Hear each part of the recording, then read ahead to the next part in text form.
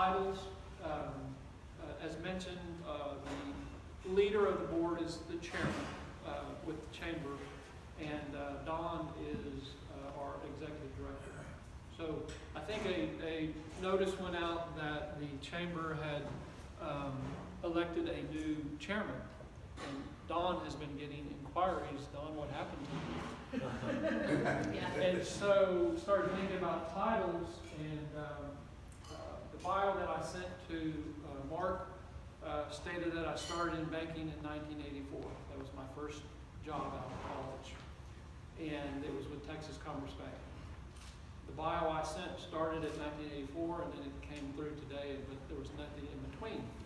That would take a long time and a lot of paper. But one interesting thing is about titles.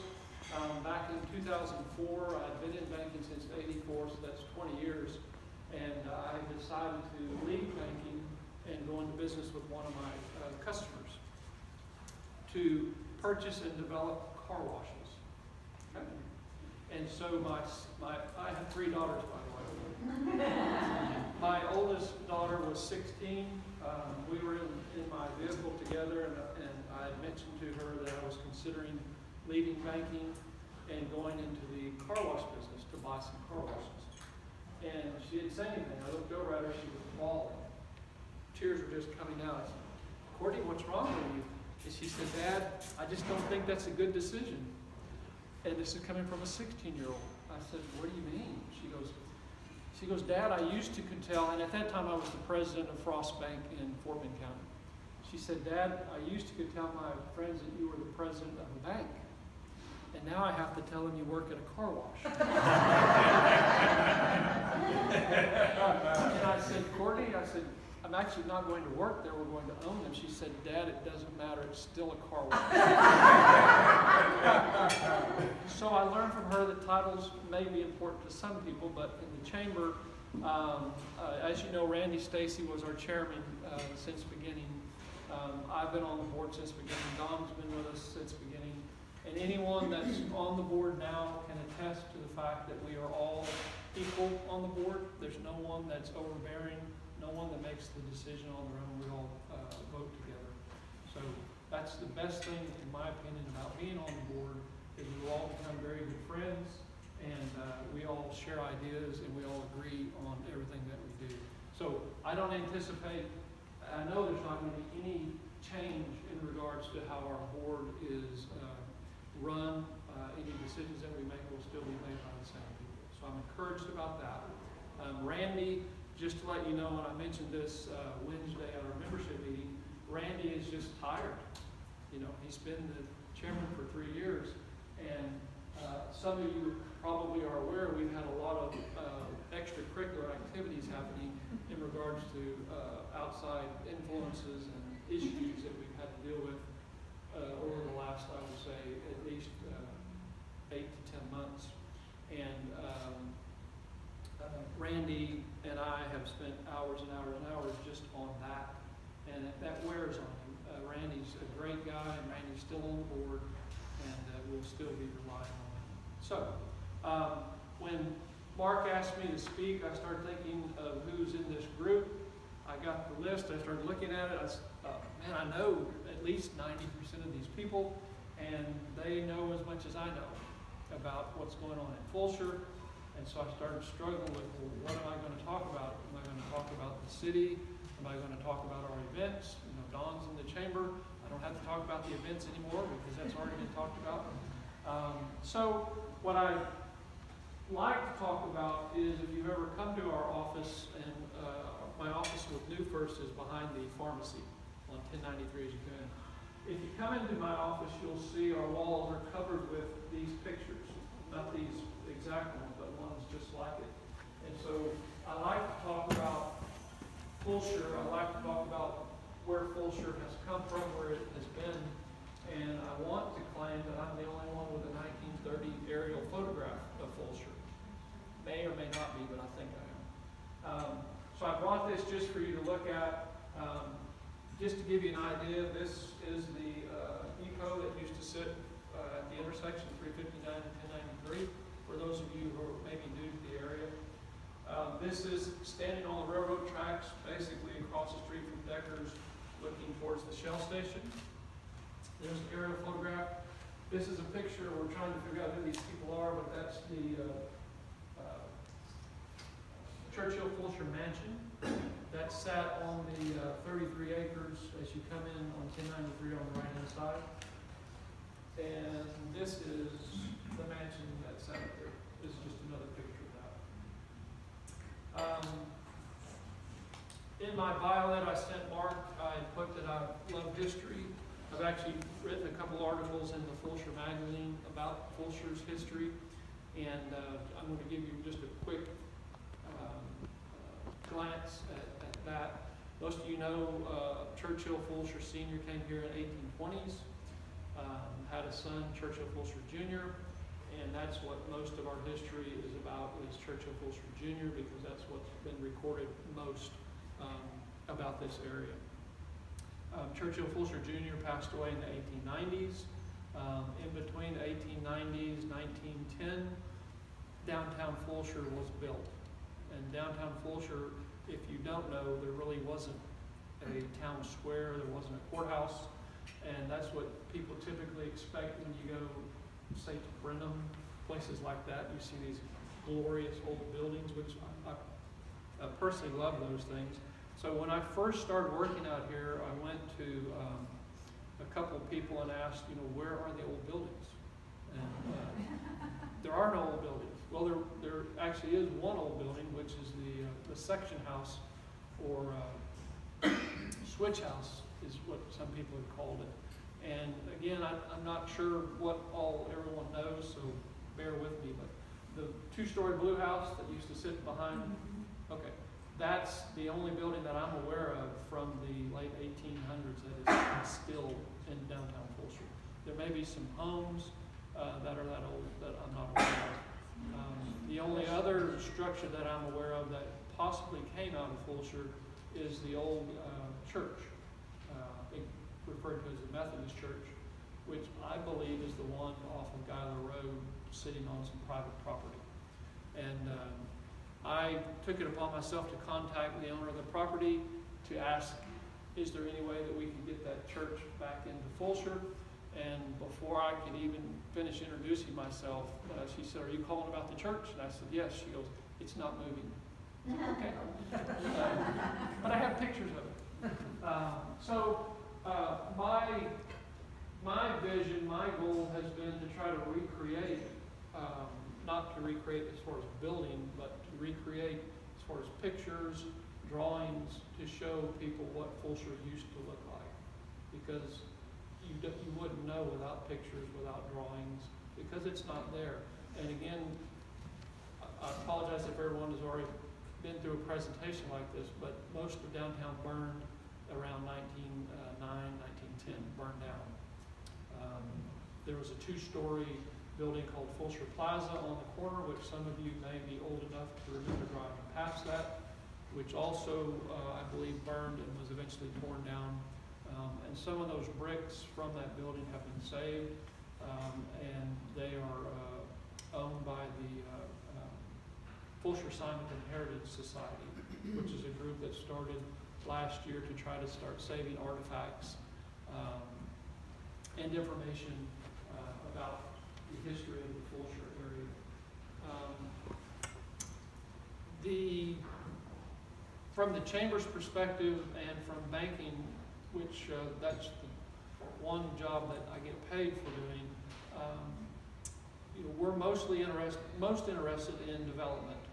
The Fulshear area is great the way it is, but to sustain a community, a city, there needs to be development. And I want to share with you just some of the things that I know about, and let you ask any questions that you might have. But development is needed. Development is difficult in any city limits that you want to build in Fort Bend County. The key is having people in the positions of approving the development that are also pro-development. If you don't have that, it's going to be very difficult to get things done.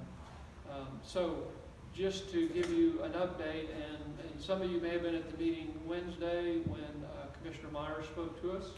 I also had a private meeting with him to get some updates from him in regards to the tollway coming in. And again, this is all related to how are we going to get development going a little bit quicker, creating more development, more activity. The tollway, as it sits right now, according to Commissioner Myers, is going to stop just east of 1463. The two feeder lanes on both sides are going to eventually go like this into 1463. The phase 2 will be from James Lane back to 1463. And for right now, it's just 2 feeder lanes on both sides, all the way to James Lane. The big question in most everyone's mind is, well, what's going to happen between those 2 feeder lanes on both sides? Obviously, from 1463 back to West Park, there's going to be a toll road. I don't think there are very many people who are interested in an actual toll road coming into Fulshear. I think what we need is more roads, better roads, wider roads with on-ramps and off-ramps to entice and to bring more people into the Fulshear area. So it's encouraging to hear from Commissioner Myers that phase 2 is going to start this year. So we will get our 2 lanes on both sides. The next step, and Councilperson Krennic can obviously speak to this with a lot more knowledge than I have, but my guess is, and my hope, my vision would be for it to be a 4-lane divided with an esplanade with landscaping down the middle, similar to what they've done on Highway 6, to where you can get off and on, again, to encourage more people to develop. Another issue with development is the price of land. Unless you have deep pockets and some type of business that's going to generate a lot of income, it's very difficult to pay the prices that are being asked for the real estate out here, plus go through the development process, plus get financing to build whatever you're wanting to build, and then find people to either move into those buildings or for a company to say, hey, we're willing to spend that much more just to be downtown Fulshear. Well, why do you want to be in downtown Fulshear when you can get something already? So those are the things that people are having to deal with in regards to development. I think it's important that we get the roads brought in. I'm probably not the only one that feels that way, but as soon as the 2-lane feeders on both sides are put in, I think we will start seeing a lot more activity. I hope we do. Right now, it's sort of like, why do you want to come further west than 1463? And as you know, most developers are looking for rooftops. They need people that drive by their buildings, and the perception is that downtown Fulshear doesn't have that right now. So that's why you see everything going north on 1463 and not coming this way. Some good things, positive things that are going on. I think most of y'all know George Lane. George owns property on 1093 and on 359. George has plans to develop both of those properties and to possibly sell parts of those properties. Commissioner Myers is working very hard to build a brand new library on the southeast corner of 1093 and 359, next to where the HEB bought their property. And I think that's, if Commissioner Myers is interested in doing that and wanting to do that, I think it's going to happen. He's got the money allocated to do that.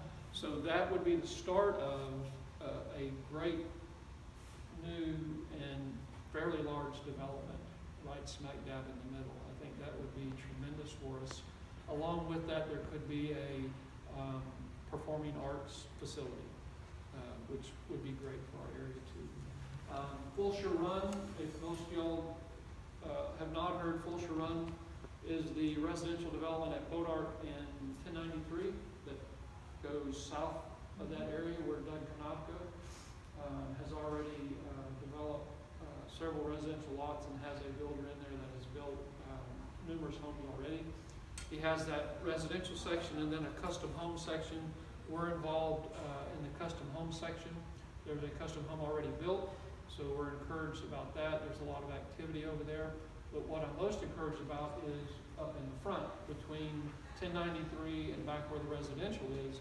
That's going to be commercial. And if you know Doug Kanopka, it's going to be very nice. And I just spoke with Doug yesterday, and Doug gave me permission to tell you that his plan is to start breaking dirt, hopefully third quarter this year, on the commercial development.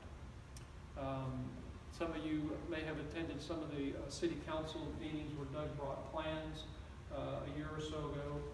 It's going to be tremendous. It's going to be a great place for new businesses to locate, and it's going to be very high end, and it's going to be so nice to have that along with the new roads coming into Fulshear. There's talk about, well, we need to keep downtown Fulshear a nice, quaint little town, and then I question people, what does that mean? You know, you can drive through downtown Fulshear and there are some areas that are not so quaint, but that's okay. We just have to not be so protective of the old downtown Fulshear and say we don't want anything, because in my opinion, and I think others will share this, you can't survive without development. A city cannot survive. They have to have the tax revenue to continue supporting the city, the infrastructure, the maintenance, everything. I also wanted to, before I forget, I wanted to thank you guys, Brazos River Rotary, in regards to what you guys did during the floods. I call you guys the unsung heroes. I know what you've been up to. I know Mark, we've discussed it. I know Don, we've discussed it. The hours that you guys spend in helping others, and I think, is your slogan serving others first, or what is it? Service first. Okay. And the fact that you guys are willing to go out there and not required to stand up in front of people and let them applaud you, speaks volumes for you. I think those who do service and expect recognition need to think about what they're doing. But you guys, I know what the hours that you've spent. I'm also encouraged being here to see that you guys open with a prayer. I'm pro-prayer, by the way. One of my New Year's resolutions, which actually came from our preacher, was to bring up God more in conversation, which I thought, that's pretty cool. And yesterday I actually ate out 3 times yesterday, which is not normal. And 2 of those times we were able to say a prayer before, and these were with customers. So that's very encouraging. Not to get too far in that direction, but I am a Republican. I did vote for Trump. And I'm not afraid to tell people that. If you want to argue with me, but you don't want to talk about facts, I'm not interested. You know, that's the way I look at it. And most people that want to argue don't want to talk about the facts. They want to talk about how they feel or their opinion. And it's like, I prefer to deal in facts. I think that's my background. Being a banker, I'm also a CPA. I like to see things in black and white. I don't like to talk about feelings, although I do have feelings. I hope I didn't bore you with the history. I told you some about what I know is going on in downtown Fulshear. The chamber is going strong. Our relationship with the city has changed, as most of you probably know. We did formally send out a letter to all of our members that we would not be participating or managing, we would not be managing the 3 downtown events in 2017. We were not, we felt that we weren't given enough, I want to say this. I'll just tell you, I attended several meetings with a couple of the development boards, economic development boards, dating back probably 6 months ago. And the comments that were made about the chamber and about us, the way we manage it and why do we make the money and da-da-da-da-da, from day one on both of these boards, there was never mention of, we're glad that the chamber is here, we're glad that the chamber runs these events for free. We did not charge the city a dime. And we never heard any of that. The first meeting was, why do we have to have the chamber involved? And I thought, this is weird, you know? So we could not get to a point of getting a commitment from anyone that, hey, we want you guys involved in all three of the events next year, which was this year. And we have to plan, you know, a year ahead of time. And we tried, and the comments that we kept receiving were not positive, they were always negative. And so we had to make the decision, okay, you know, we gave our services away for free, we really need to be doing something else to benefit our members, because that's what we're about, is our members. Yes, we do want to help Fulshear and help Fulshear grow, but our first obligation is to our members. So we decided that we would have our own events in 2017. I can't tell you what the city plans to do. I can tell you that they may be surprised if they think they're just going to get someone else to volunteer to do those events for free, because most people won't do it for free. We went out and got sponsorships, and that's how we reimbursed ourselves for our time. Don and Amy spent 300-something hours on those three events, and so we needed to be reimbursed for that some way, so we figured out we'll get sponsorships. Well, there were people who didn't like the fact that we were keeping the money. They wanted us to give them the money. It's like, what did you guys do? You know, we're the ones that, well, we want the money and we want you to do it for free. So that's, I could go into a lot more detail, but I want to remain positive because you guys, this is a positive Friday. We are very encouraged that Don is so creative. If y'all didn't know that, Don's somewhat creative. And I give all credit to Don in regards to all the things that we do.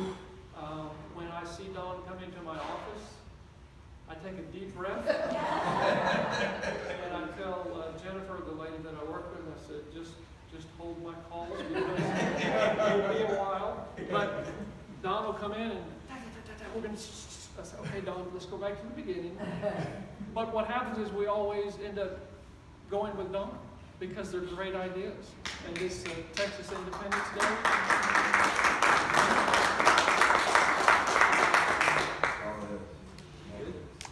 Any Hey questions? guys, If you have questions, I'm sorry. Yeah, I was going to say, if you have questions, maybe Terry will hang out a few minutes because we're at 9 o'clock right now. Or you can stop by his office. His office is a great place to go have a chat. Yes, you It can. is a beautiful place. Terry, we would like to thank you for coming and speaking at our club. That is the model or the four-way test that we all live by as Rotarians, and I think it's a good test that everybody should do. Thank you. Thank you.